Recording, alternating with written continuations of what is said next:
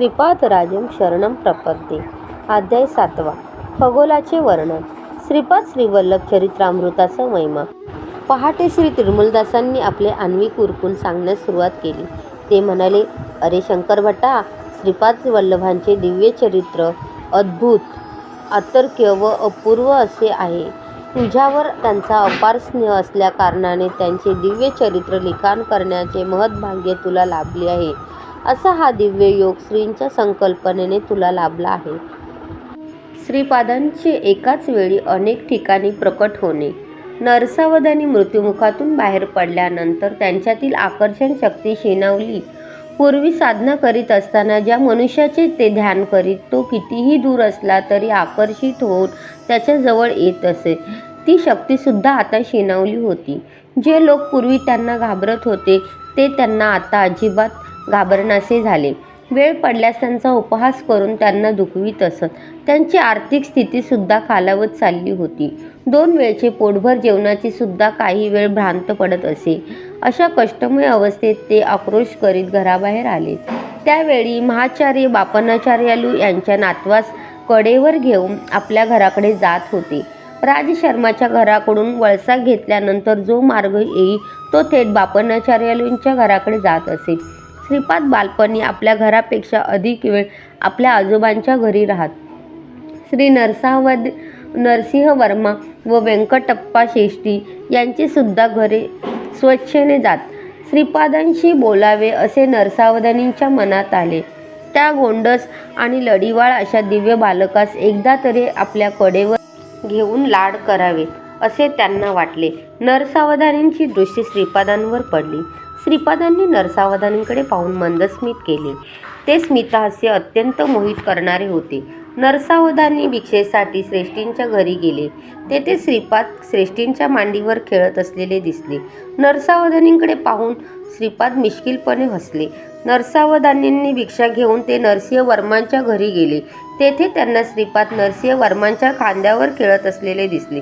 नरसावधानींकडे पाहून श्रीपाद पुन्हा मिश्किलपणे हसले. एकाच वेळी बालक श्रीपाद श्रेष्ठींच्या घरी, वर्मांच्या घरी व आजोबा बापनाचार्यालू यांच्या घरी होते.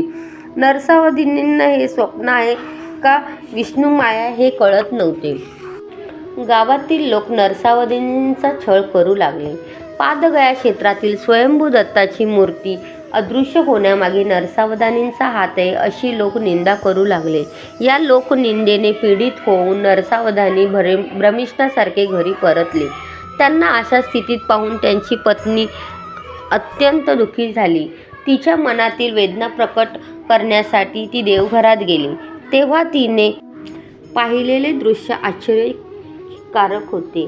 त्यांच्या देवघरात श्रीपाद बसले होते. त्यांना पाहून त्या पती पत्नींना अतिशय आनंद झाला. त्या उभयतांनी श्रीपादांना राजगिऱ्याच्या भाजीचे भोजन करण्याचा आग्रह केला, परंतु श्रीपादांनी जेवण्यास नकार दिला. काल, कर्म आणि कारण या तिन्हींचा एकाच वेळी संयोग झाल्यास असे अलभ्य योग जुळून येतात. विवेकवंत अशा योगाचे लाभ करून घेतात, तर अविवेकी या लाभास मुकतात. श्रीपाद प्रभूंनी या पती पत्नीस विनंतीस होकार दिला, परंतु या जन्मासाठी नसून पुढल्या जन्मासाठी. पुढल्या जन्मी ते महाराष्ट्राच्या पुण्यभूमीत नरसिंह सरस्वतीच्या अवतारात त्यांच्या घरी आवश्यक भोजन करतील असे त्यांनी वचन दिले. एखादे समयी सूर्य चंद्राच्या गती बदलणे साध्य होईल, परंतु प्रभूंच्या वचनाच्या विरुद्ध जाणे पंचभूतासही कोणत्याच जीवास शक्य नसते. जग जरी हिंदळले, युग जरी पालटले, तरी श्रीपादांच्या लीला नित्य सत्य व नित्य नूतन आहेत. देवघरात बसून श्रीपाद प्रभूंनी नरसावधानी आणि त्यांच्या धर्मपत्नीस हितोपदेश केला. हा उपदेश दत्तभक्तांना अत्यंत उपयोगी असा आहे. नरसावधानी व श्रीपाद श्रीवल्लभांच्या मध्ये झालेला संवाद व श्रीपाद प्रभूंचा उपदेश. प्रश्न: तू कोण आहेस? देवता, यक्ष, मांत्रिक? उत्तर: मीच आहे. पंचभूतात्मक सृष्टीतील अणुरेणूमध्ये विद्यमान असलेली अदृश्य शक्ती ती मीच. पशुपक्ष्यांसहित समस्त प्राणीमात्रांमध्ये मातृ व पितृ रूपाने स्थित आहे तो मीच. सकल सृष्टीचा गुरुस्वरूप पण मीच आहे. प्रश्न: तू श्री दत्तप्रभूंचा अवतार आहेस का? उत्तर: निसंशयाने मी दत्तच आहे. तुम्ही शरीरधारी असल्याने तुम्हाला माझी ओळख पटण्यासाठी मी शरीर धारण केले आहे. वास्तवात मी निराकार व निर्गुण आहे. प्रश्न: म्हणजे तुला आकार व गुण नाही एवढेच ना? उत्तर: निराकार असणे सुद्धा हा एक आकारच आहे. तसेच निर्गुण असणे हा देखील एक गुणच आहे. साकार व निराकार, सगुण व निर्गुण यांचा आधार तो मीच आहे आणि त्यांच्या पलीकडे आहे असे जाण. प्रश्न: सर्वस्व तूच असताना प्राणीमात्रांना सुखदुःख का संभवतात? उत्तर: तुझ्या असलेला तू जीव आहेस व तुझ्यात असलेला मी परमात्मा आहे. तुझ्यात कर्तृत्व भावना असेपर्यंत तू मी होऊ शकत नाही. जोपर्यंत तुझ्यात कर्तृत्व भावना असेल तोपर्यंत सुख दुःख पाप पुण्य अशा द्वंद्वातून तुझी सुटका होऊ शकत नाही. तुझ्यातला तू नष्ट होऊन तुझ्यातला मी उच्च दशेत असेल तेव्हा तू माझ्या निकट असशील. जसे जसे तू माझ्या निकट येशील तसा तसा तू सुख दुःखात पाप पुण्य या द्वंद्वातून मुक्त होशील. तू माझ्या आश्रयी असता सुखसंपन्न होशील. प्रश्न: जीवात्मा व परमात्मा हे वेगवेगळे आहेत असे काहींचे म्हणणे आहे. जीवात्मा व परमात्म्याचे घनिष्ठ संबंध आहेत असे काहींचे म्हणणे आहे. तर जीवच परमात्मा आहे असे काहींचे म्हणणे आहे. यातील खरे काय? उत्तर: तू वेगळा व मी वेगळा अशी भिन्नत्वाची भावना असली तरी हरकत नाही. तुझ्यातला अहंकार नाश पावल्यावर आपण दोघे वेदित्य स्थितीत असता आनंदाची प्राप्ती होईल. माझ्या अनुग्रहामुळे सगळे चालत असून तू केवळ नाममात्र आहेस. या तत्वाचे अनुसरण केल्याने सुद्धा आनंद स्थितीस पावशील. मोहाचा क्षय झाल्याने दैत्य स्थितीत असताना सुद्धा तू मोक्षसिद्धी पावशील. तुझ्यात आणि माझ्यात अत्यंत सामिप्य असताना मी तुझ्याद्वारे स्वतःस व्यक्त करतो. माझ्यातील सर्व शक्ती तुझ्याद्वारे अभिव्यक्त होत असताना तुझ्यातला अहंकार नाश पावून मोक्षक्षय झाल्याने या विशिष्ट असलेल्या अद्वैत स्थितीमध्ये पण आनंदाची प्राप्ती होईल. मोह नसल्यामुळे हा सुद्धा मोक्षच होय. तुझा अहंकार पूर्णपणे नाश पावल्याने कर्तृत्वाची भावना नाहीशी होईल. तुझ्यात तू नसून केवळ मी असलेल्या त्या स्थितीत मनाच्या कल्पनेने आकलन न होणाऱ्या ब्रह्मानंदाचा अनुभव करत असतो. म्हणून अद्वैत स्थितीत असला तरी मोक्ष प्राप्ती करू शकतो. दैत्य स्थितीत असला तरी विशिष्टाद्वैत किंवा अद्वैत स्थितीत असला तरी मोक्ष स्थिती ब्रह्मानंद स्थिती मात्र एकच. ती स्थिती मन वाचा यास अगोचर आहे. केवळ अनुभवाने जाणले जाते. प्रश्न: अवधूत स्थिती असलेले काही जण ते स्वतः ब्रह्म असल्याचे सांगतात, तर तू अवधूत आहेस का? उत्तर: नाही, मी अवधूत नाही. मी ब्रह्म आहे आणि ब्रह्म सर्वस्व असल्याने अवधूताचे अनुभव आहेत. तर मी ब्रह्म असून सर्वांतर्यामी असल्याची स्थिती माझी आहे. प्रश्न: तरी या किंचित भेदाचे रहस्य मला उमजले नाही. उत्तर: समस्त संसार बंधनातून मुक्त झालेले अवधूत माझ्यात लीन होऊन ब्रह्मानंद सुखाचा अनुभव घेतात. त्यांच्यात व्यक्तित्व नाही. व्यक्तित्व नसल्याने ते संकल्परहित असतात. या सृष्टीच्या महासंकल्पात महाशक्तीत मी आहे. जीव मनवणाऱ्या मायाशक्तीत पण मी आहे. माझ्यात लीन झालेला अवधूत सुद्धा तू परजन्म घे अशी माझी आज्ञा झाल्यास त्यांना जन्म घेणे भाग आहे. संकल्पयुक्त सत्य ज्ञानानंद स्वरूप माझे आहे, तर संकल्परहित सत्य ज्ञानानंद स्वरूप त्यांचे आहे. प्रश्न: बीजास भासल्यास परत अंकुरित होणे नाही, तसे ब्रह्मज्ञान प्राप्त करून ब्रह्ममय झालेल्यांना परत जन्म घेणे कसे बरे साध्य होईल? उत्तर: भाजलेल्या बीजांचे पुनरांकुरित न होणे हा सृष्टीचा धर्म आहे.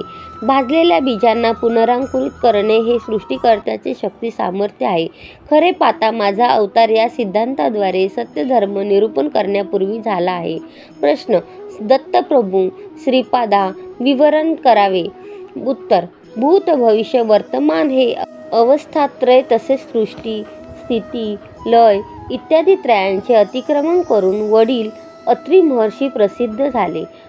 सृष्टीतील कोणत्याही जीवाविषयी किंवा कुठल्याही वस्तूविषयी असूया द्वेष लेश मात्र नसल्या कारणाने माता अनसूया विख्यात झाली.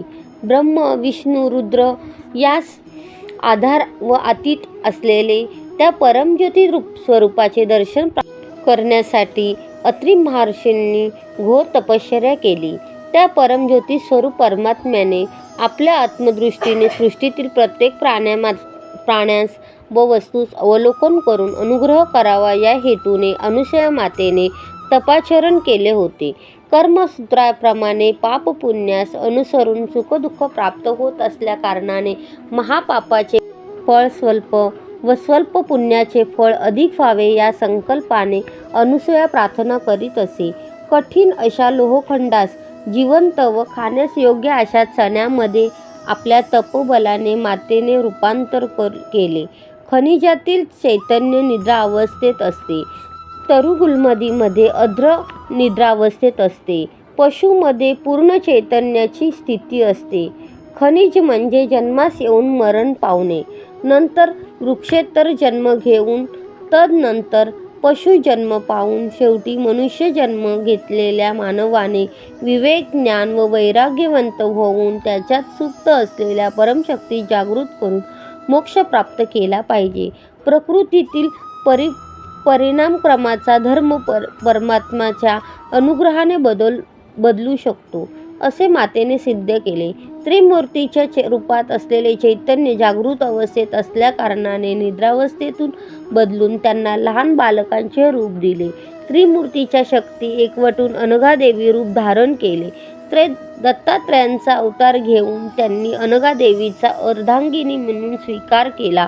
श्रीपाद श्रीवल्लभ अवतारी वामभागी अनघादेवी व दक्षिण भागी दत्तात्रय असून अर्धनारीश्वर रूपाचे प्रभूंचा जन्म झाला. अशा महोत्तर सृष्टीस आपल्या संकल्प मात्राने सृजन करण्याची शक्ती सामर्थ्य असलेल्या प्रभूस आवश्यकतेनुसार सृष्टीधर्मामध्ये बदल घडवण्याचे सहज शक्य आहे असे तू जाण. प्रश्न: श्रीपादा, सृष्टीधर्मामध्ये बदल घडवण्याचे सामर्थ्य असलेला तू माझ्या दारिद्र्याचे हरण करू शकत नाही का? उत्तर: आवश्यक तुझे दारिद्र्य हरण करीन, परंतु पुढच्या जन्मी, थोडेफार दारिद्र्य भोगल्यावर. राजगिऱ्याचा विषय अगदी क्षुल्लक होता, तरी तुला राजगिऱ्यावर इतका मोह होता. आई, वडील किंवा आजोबा कोणाकडूनही याचना केली नव्हती. माझ्यासारख्या बालकाचा आहार असणार तो किती? राजगिऱ्याची इच्छा झाल्यावर तू दिले असते तर आजची स्थिती उद्भवली नसती. पण आता ती वेळ गेली. तुझ्या मनातील मालिन्य दूर करण्यासाठी तुझे हे जीवन पुरणार नाही. प्रत्येक मनुष्य आपले पूर्ण फल आयुष्य, ऐश्वर, कीर्ती, धन, सौंदर्य इत्यादी रूपाने पावतो. पापाचे फल म्हणून दारिद्र्य, अल्पायुषी, कुरूप, कुख्याती इत्यादी पावतो. तुझ्या पुण्याचा अधिक भाग काढून तुला आयुष्य दिले, जेणेकरून तुझे पुण्य खर्च झाले. आता तुझे पाप जास्त असल्या कारणाने दारिद्र्य भोगली पाहिजे. तरी स्वयंभू दत्तांची आराधना केल्या कारणाने दारिद्र्य असले तरी 2 वेळचे अन्न तुला लाभेल असा तुला माझा आशीर्वाद आहे. प्रश्न: हे श्रीपादा, वर्णाश्रम धर्माप्रमाणे वर्तन करावे असा शास्त्राचा निर्धार आहे. तुझ्या आजोबांनी वैश्यांना पण वेदोक्त पद्धतीने उपनयन करता येईल असा जो निर्णय दिला तो चुकीचा नाही का? उत्तर: सत्य ऋषीश्वरांच्या निर्णयात खोट शोधण्याचा प्रयत्न केल्यामुळे तुझे जिव्हा छाटून टाकली पाहिजे. आजोबा म्हणजे तुला कोण वाटलं? हे साक्षात भास्कराचार्य होत. विष्णुदत्त व सुशीला स्वार्थ म्हणजे काय ठाऊक नसलेले परमपवित्र अशी दंपती. त्यांना माझे मातापिता म्हणून जन्मास घालावे असा आदेश मी काल व कर्मदेवतांना दिला. नरसिंह वर्म्यांचे पूर्वज श्री लक्ष्मी नरसिंह स्वामींचे अनन्य भक्त, सिंहाचली होत असलेल्या यज्ञयागात विशिष्ट अन्नदान केलेले पवित्र घराणे. मी पीठिकापुरी जन्म घेण्यापूर्वीपासून एका क्रमपद्धतीने ही घटना घडवून आणली. त्या 3 घराशी असलेले ऋणानुबंध एका जन्मात फेडणे जाऊ शकत नाही किंवा एका अवतार काळात समाप्त करण्यासारखे नाही. माझा वरदहस्त त्यांच्यावर वंशोवंशी असेल. माझ्या छत्रछायेत ते निश्चिंत राहतील. भक्त श्रीपादांचे अभय. आता माझ्याविषयी बोलायचे असेल तर काहीही किंमत नसलेला राजगिरा तू मला देऊ शकला नाहीस. मी भोजन केल्यास लाख ब्राह्मणाचे भोजनाचे पुण्य तुला लाभले असते. तू खराच दुर्दैवी आहेस. धर्म कुठले अधर्म कुठले याविषयी वाद असेल तर शास्त्राचा आश्रय घेतला पाहिजे. शास्त्राप्रमाणे आचरण करावे किंवा करू नये याविषयी मीमांसा होत असेल तेव्हा निर्मल अंतःकरण असलेल्या सत्पुरुषाचे म्हणणे शास्त्र ठरते. ते म्हणतील ते वेदवाक्य समान असून धर्मांत संमत असते. त्यांनी अधर्माने निर्णय द्यायचा प्रयत्न जरी केला तरी धर्मदेवता त्यांना अधर्म मार्गाने परावृत्त करून धर्मसंमत असलेले निर्णय देण्यास बाध्य करते. हिंसा करणे पाप करणे असे शास्त्र सांगते. पण श्रीकृष्ण परमात्म्याच्या समक्ष झालेले युद्ध धर्मयुद्ध झाले. कौरव पांडवांचे युद्ध धर्मयुद्ध व युद्ध झालेले स्थळ धर्मक्षेत्र म्हणून प्रख्यात झाले. यज्ञ करणे पुण्यफलप्रद आहे, परंतु परमात्म्याचे स्वरूप असलेल्या शिवास आवाहन न करता केलेल्या दक्षाच्या यज्ञाचे शेवटी युद्धात रूपांतर झाले. दक्षाचे शिरधाडा वेगळे झाले. नंतर त्याला अजाचे शिर लावण्यात आले. रोगास पित्त प्रकोप झाल्यास वैद्य लिंबू आवळा इत्यादींचा उपचार करतो. शरीरात जर एखादा भाग नसल्यास तो भाग शस्त्राने छेदून रोगाचे निदान करतो. मी पण तसाच आहे. माझ्यात देवाचे अंश आहेत, तसेच राक्षसांचे अंश पण आहेत. मी उन्मत्तासारखा पिशाच्यासारखा राक्षसासारखा पण व्यवहार करतो.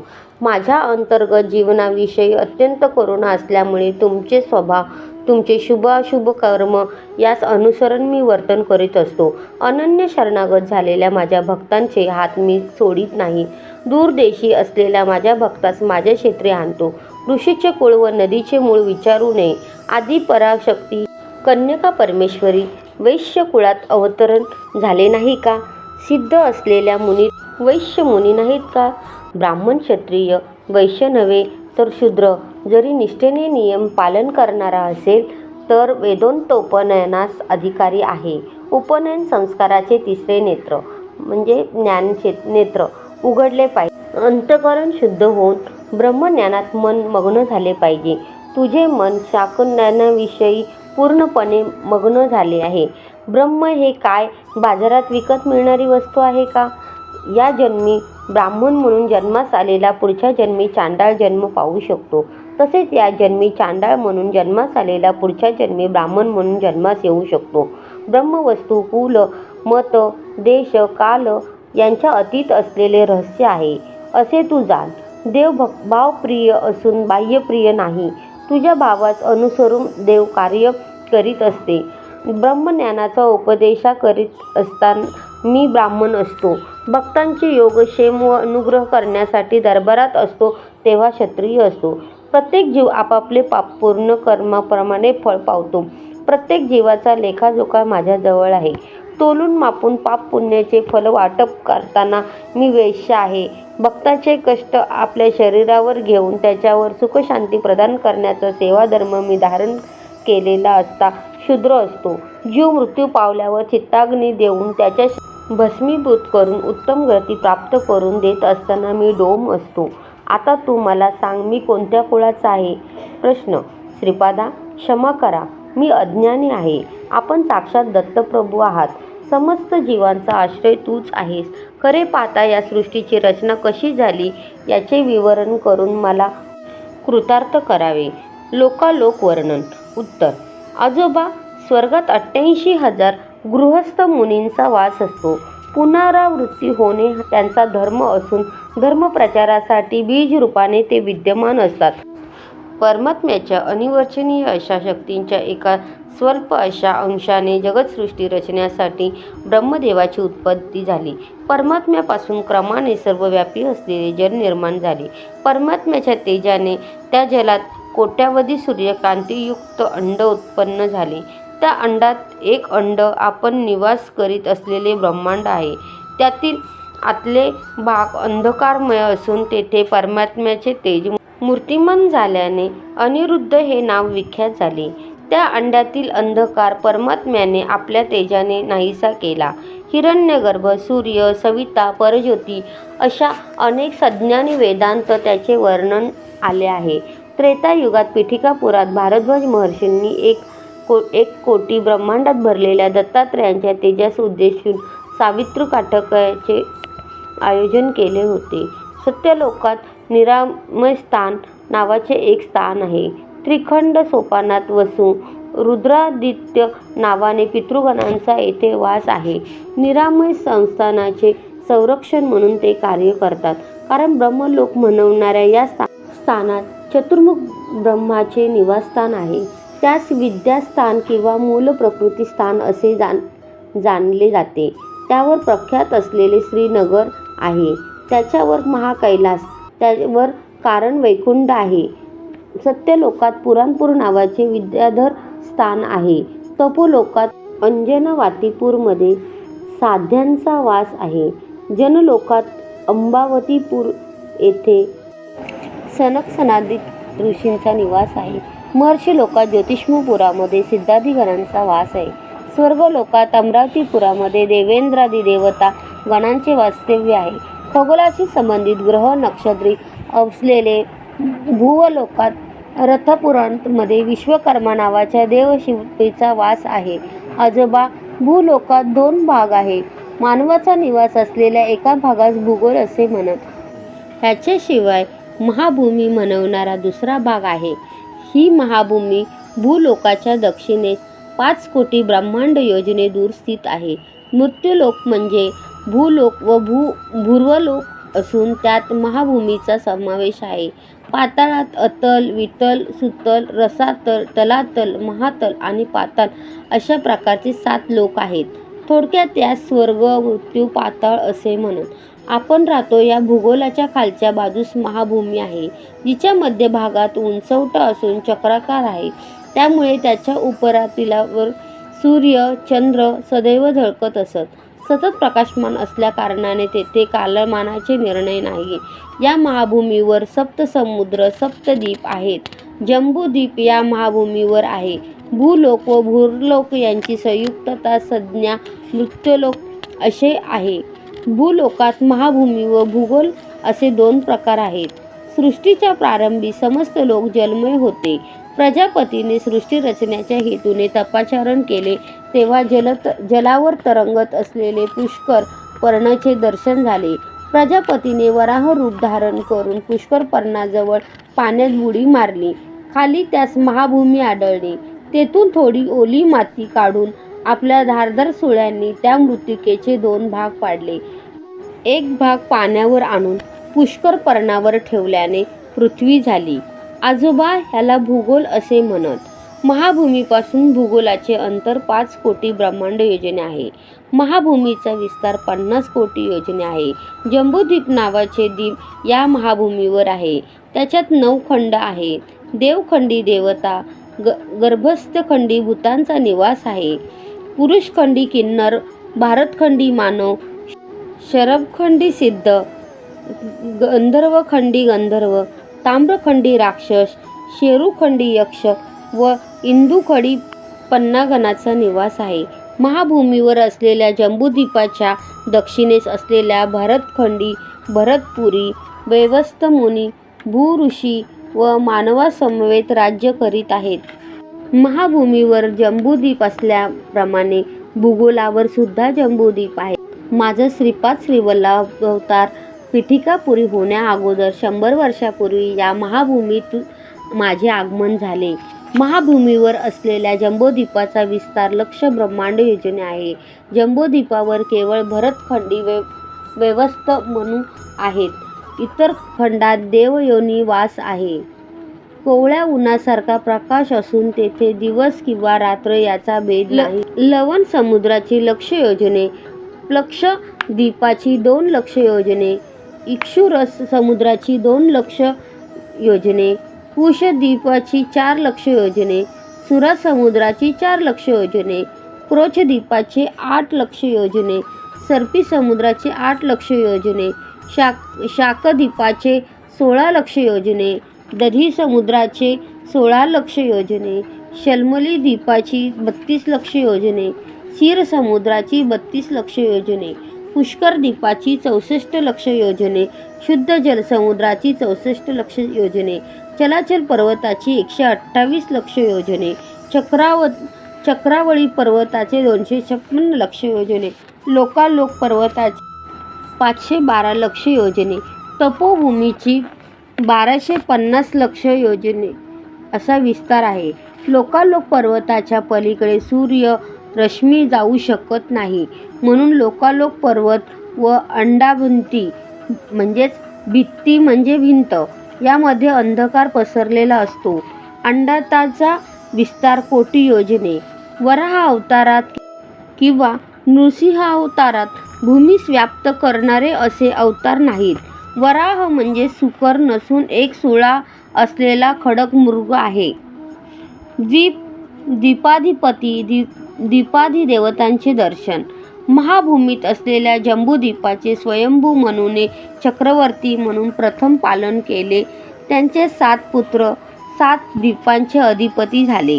पक्ष द्वीपाचे मेधातिथी, शाल्मल द्वीपाचे वपुष्मत, कुश द्वीपाचे ज्योतिष्मत, क्रोच द्वीपाचे द्युतिमत, शाक द्वीपाचे हव्य, पुष्कर द्वीपाचे सवन हे पहिले चक्रवर्ती होत.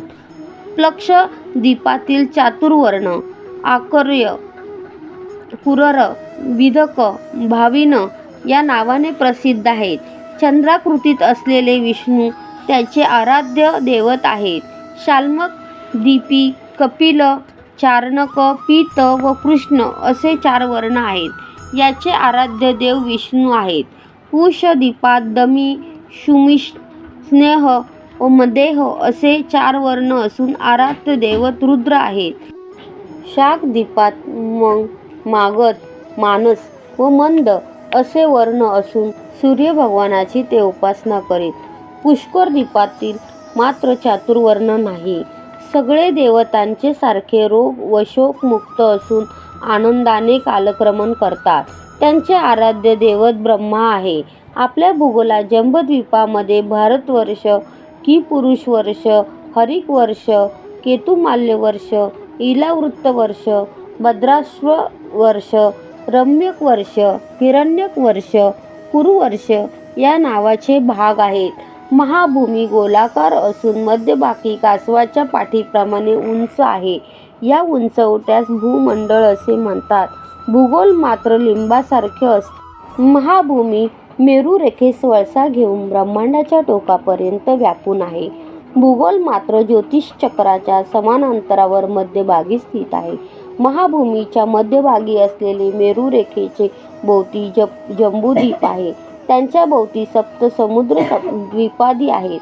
भूगोलाच्या उत्तरार्ध देव भाग व दक्षिणार्धात असुर भाग असे म्हणत. महाभूमीच्या मध्यभागी मेरू दैदिप्यमान असून जीवास पालन करणाऱ्या मनूचे निवासस्थान आहे. भूगोल जीवाचे निवासस्थान आहे. महाभूमीच्या भोवती असलेले चक्रवाळ पर्वत शिखरी ज्योतिषचक्र स्थित आहे. भूगोल मात्र यापेक्षा भिन्न आहे. 7 कक्षांनी आवृत्त असलेले ज्योतिषचक्र भूगोलाची रोज एक प्रदक्षिणा करीत आहे. महाभूमी शीतोष्ण वातादी कमी असून सदैव प्रकाशमान असल्याकारणाने नित्य दिवस असल्याने काळाचा व्यत्यास नाही. भूगोलात याच्या विपरीत आहे. महाभूमी केवळ पुण्यफल अनुभवण्यास प्राप्त करण्यायोग्य आहे. स्थूल शरीराने अप्राय आहे. भूगोल पुण्य मिळवण्यासाठी असलेली कर्मभूमी असून स्थूल शरीरधारी राहण्याची भूमी होय. महाभूमीवर मनुप्रलयाशिवाय दुसरे प्रलय उद्भवत नाही. भूगोलात युग प्रलय, महायुग प्रलय, मनुप्रलय इत्यादी घडतात. महाभूमीस धात्री, विधात्री अशी नावे आहेत. भूगोलास मही, उर्वी, क्षिती, पृथ्वी, भूमी अशी नावे आहेत. आजोबा पाताळ लोकांविषयी सांगतो ऐका. अतल येथे पिशाचगण, वितल लोकात गुह्यक, सुतल लोकात राक्षस, रसातलात भूत, तलातलात यक्ष, महातलात पितर व पाताळात पन्नगांना वास आहे. लोकातील निवासी, लोकाधिपती व खंडाचे विवरण. वितल लोकांचा व नवनिधीचा अधिपती कुबेर आहे. हा ब्रह्मांडाचा कोशाधिपती असून उत्तर दक्षिणेस अलकापुरी येथे याचा वास आहे.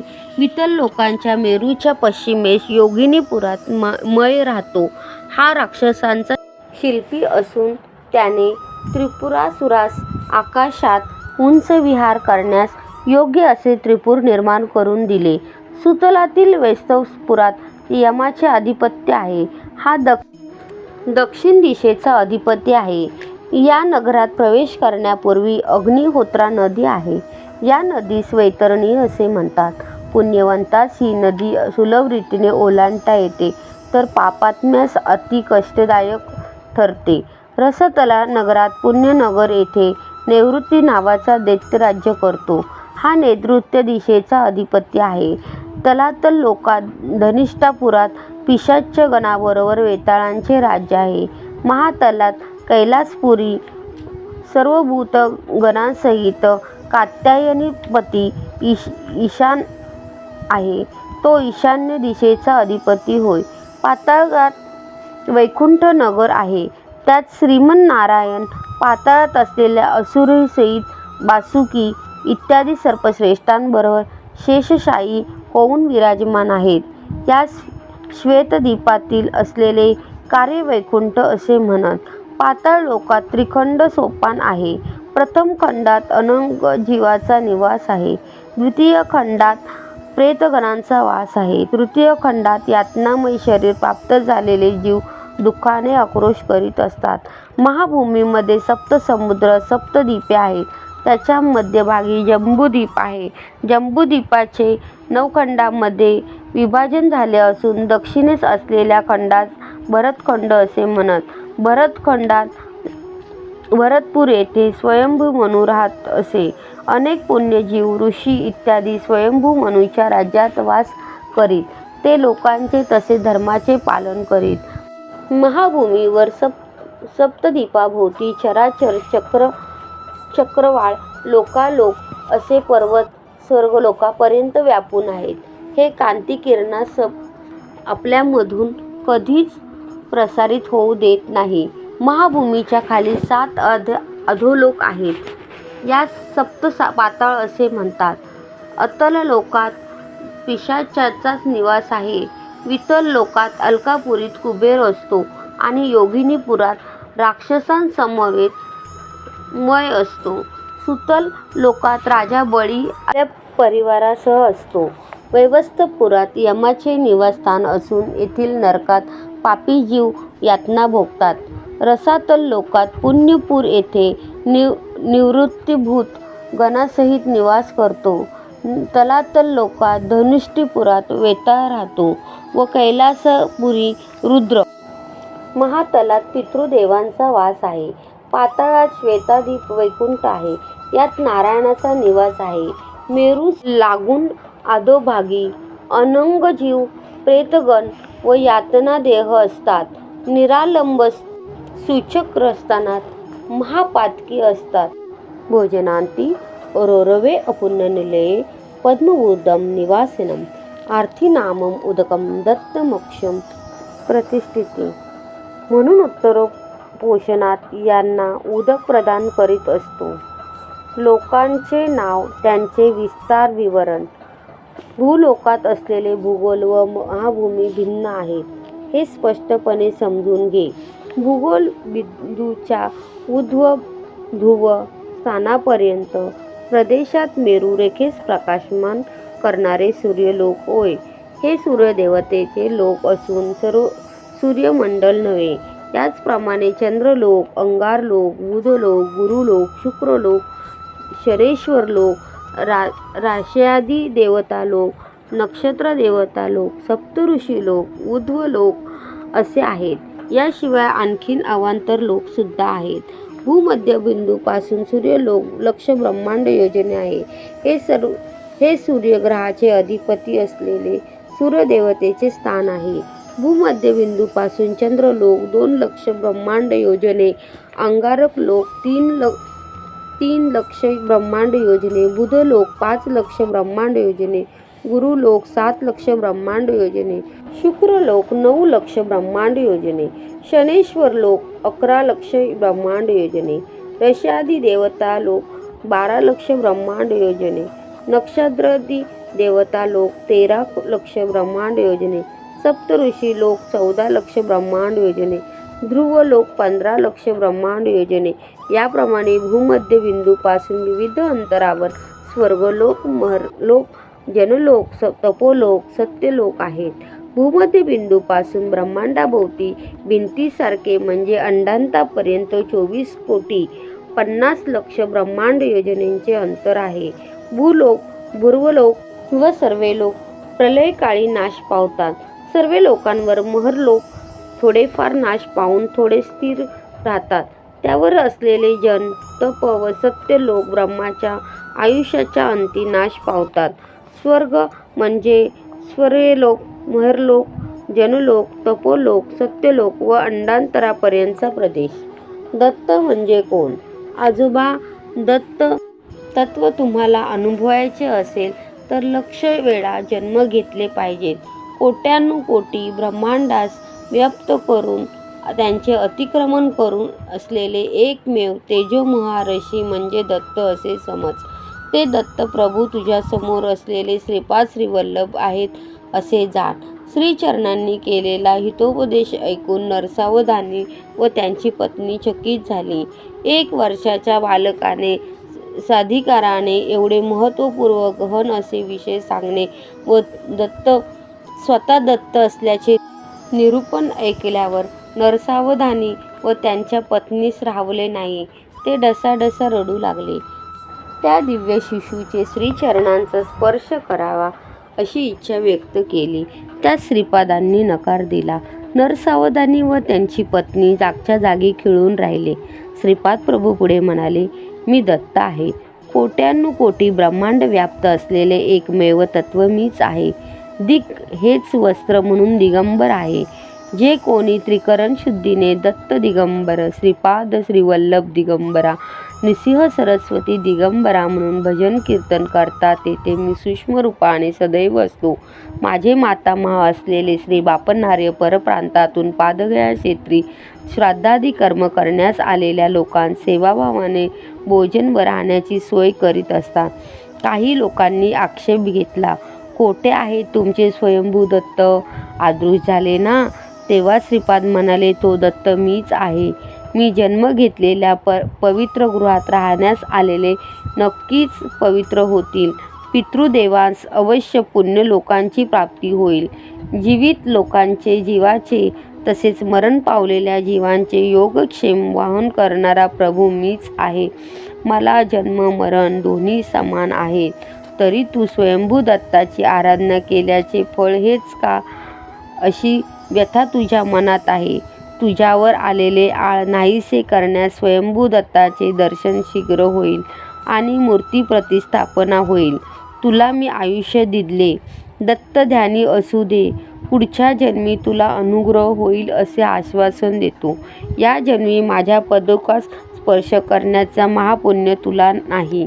कोट्यानुकोटे ब्रह्मांडाचे सृजन, रक्षण व लय करणारा एक प्रभू असा मी माझ्या वरदहस्तांनी तुला आशीर्वाद देतो. महाभयंकर अशा ध्वनीने श्रीचरणाचे शरीरातील अणुपरमाणु विघटित होऊन श्रीपाद अदृश्य झाले. बाबा रे शंकर भट्टा, श्रीपादांनी स्वतः त्यांच्या नामाच्या शेवटी दिगंबरा नाम जोडून जप करण्याचे मर्म या प्रकारे निरूपिले.